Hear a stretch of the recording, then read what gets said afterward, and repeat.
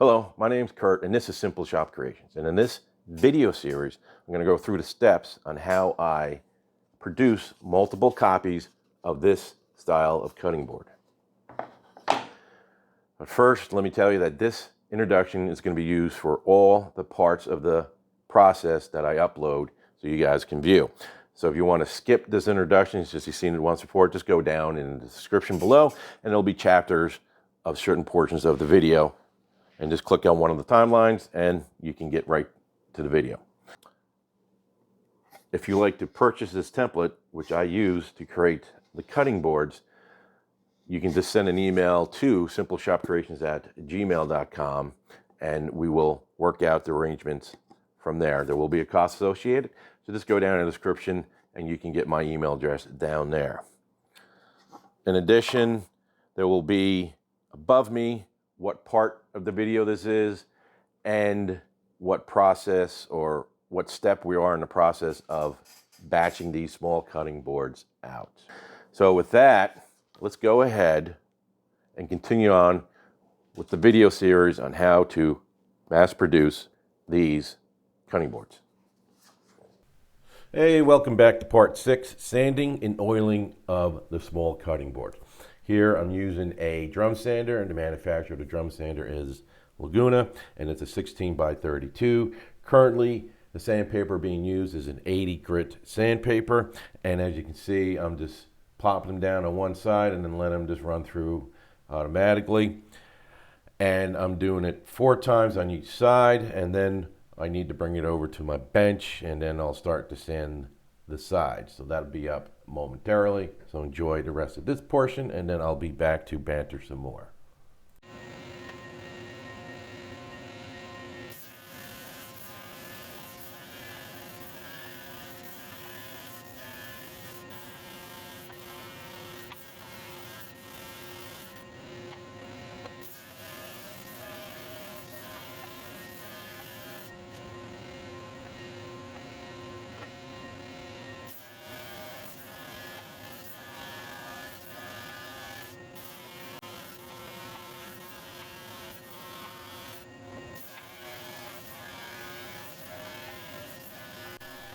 All right, so we're just about finished with this portion of the video. We're going to move over to the bench where I'm going to sand the sides of the cutting boards with 80 grit sandpaper.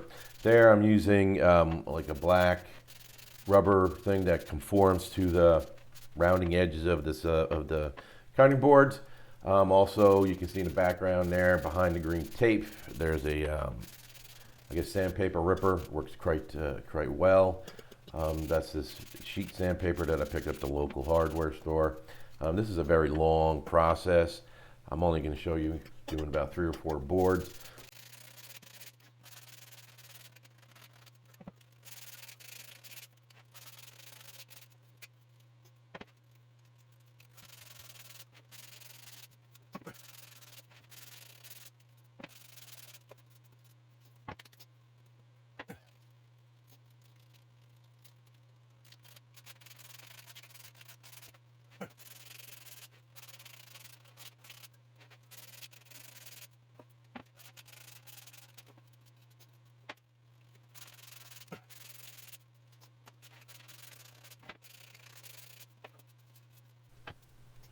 So I'm back. Now we're heading over to the drum sander again, our fantastic 16 by 32 Laguna drum sander.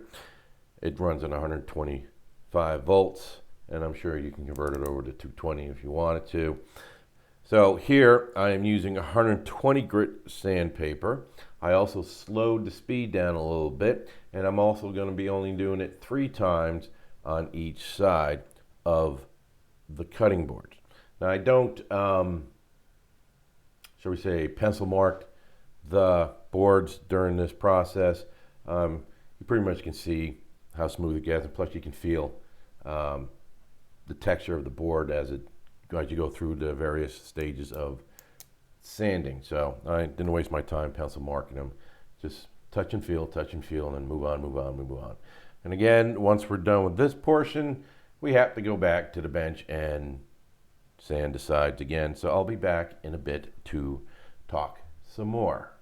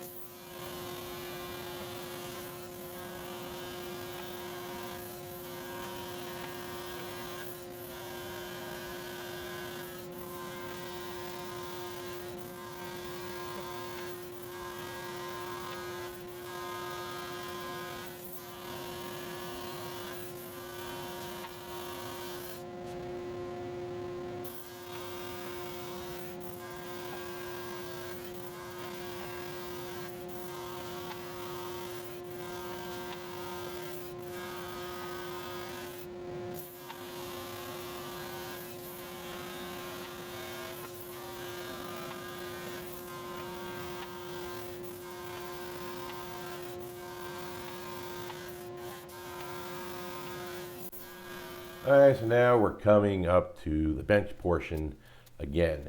Here, I'm using my gloves because my hands seem to cramp a bit. Must be age or something like that. And hope you saw that annoying blinking subscribe button there on the right. Again, I'm using 120 grit, and I'm using those profile sanding pads. I guess you can get your local woodworking stores such as Woodcraft, Rockler, wherever else. So again, I'm only going to show a few of these, 3 or 4 of them. As you see, that it's a long strip that I just keep on moving up along that sanding block there to get a nice, good, fresh set of grit. And again, this is 120 grit, and I picked up the sandpaper from the local hardware store. I'm not going to mention Lowe's name, but the local hardware store. So here again, we do our wonderful job of sanding, and then we do more sanding. So hope you want to be a woodworker or even do this part-time. Hope you enjoy it because it can get really, really, I guess, monotonous.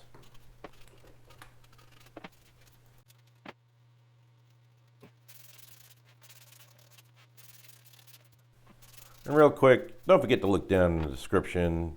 Again, you know, there's chapters and all that stuff you can skip around or repeat a process that I did. Also, maybe sooner than later, might be some affiliate links to the products that I've used in all my videos. So always check the description each time you watch one of my videos.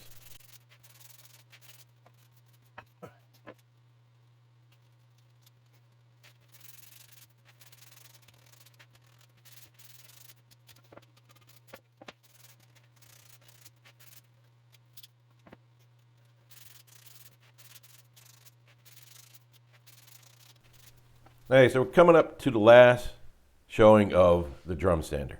I'm using 150 grit sandpaper in this drum sander. I find that going anything higher, you don't get the same quality as hand sanding or using a hand power sander such as an orbital sander or a quarter sheet sander. So I don't go anything higher than 150 grit.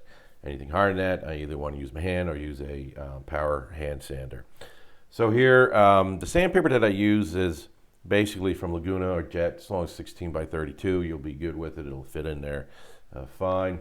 I have never purchased the uncut ones that you have to cut yourself. Don't know why, I just never have. But that's an option too, and usually saves you money, I would assume. But I try to buy these when they're on sale and stuff like that, the pre-cut ones.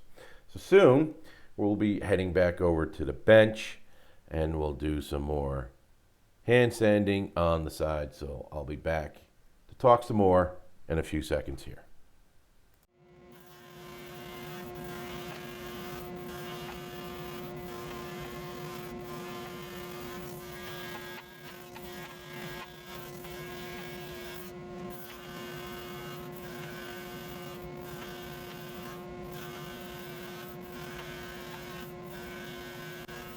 Right, so now we're coming up to the bench where we're going to, again, hand sand with 150 grit. But here you can see I'm using my orbital sander with 150 grit that's installed into the orbital sander.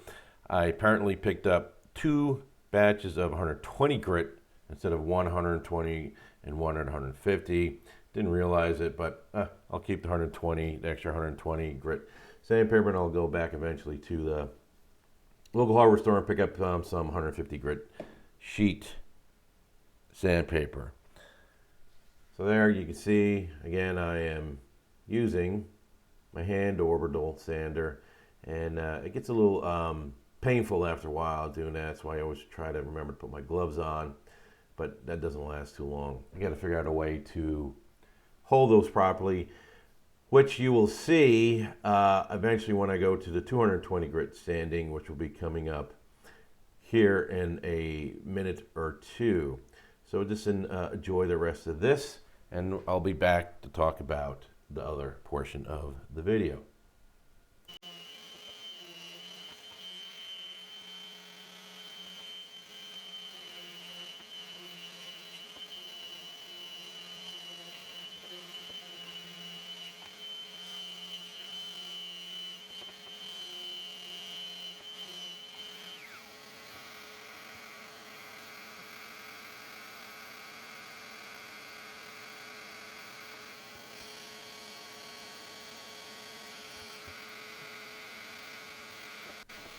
So here we're going to come up to the 220 grit sanding portion of the video. Here I have a wet rag. I don't like spritzing my boards with a water bottle. I just wipe them down with a wet rag and then let them sit. But it is kind of cold out in the garage, so I don't show it here, but I literally have a heat gun and I go ahead and dry them up quicker that way. I do show it a little later on in this video here, the heat gun, whipping out the heat gun and drying it here. It does really help speed up the drying process, and yes, it will pop the grain. You can feel how rough it is as soon as it dries out. And then, as you see there, I'm using my orbital sander. It's got 220 grit paper on it, and I'll go ahead and just sand those smooth, which you'll see here in a second. Now you can see that clamp there, the wood clamp there. That's what I'm going to use to stand the board up, so I can sand the edges easier and with less, I guess, pain or cramping pain by using my hands to hold them. So that does definitely help with the sanding process. Makes it easier and quicker here. Now here I'm sanding with the 220 grit. Again, I don't have 220 grit sheet paper. It would be helpful if I did turn on the vacuum cleaner while I was doing that. I guess you saw me quickly do that. But I don't have 220 grit sheet paper, so I guess I'll go pick that up too eventually. Oh, there I moved the camera, or in my case, the cell phone, and that's what I'm using to sand the edges. It really does relieve the pressure on my hands and stuff like that, and then it works out quite well. So we're going to go ahead and do that. I'm only going to do 3 here. I'm not doing every board. Leaving the remaining boards at 150 grit sanding. That's what I normally do if I don't have the boards ready to be sold. I'll leave those at 150 grit, and then when it comes time to deliver them somewhere or somebody wants another one, then I'll whip it out and I will sand down to 120 grit by doing the same process that you see here. Wet rag, let it dry, maybe whip out the heat gun if it's too cold out in the garage, and then I will process the boards that way. So I leave unfinished boards at 150 grit, and then when it comes time to finish them, I'll go down to 220 grit. And notice that I am checking the smoothness of the board, and I don't use the palm. I flip my hand over because, from my opinion, that the back of your hand is more sensitive than the palm of your hand, because your palm of your hand is where you grip everything. And there you can see I'm using the heat gun, and it really does speed up the drying process. Again, your palms are usually rougher than the back of your hand because you're using it to work with. You start building up calluses, so that's why I flip my hand over to feel the texture of the boards, because it's more sensitive on the back of your hand. So right after this 220 grit sanding here, we will go into the oil process, and I'll be right back to discuss that in a second or two.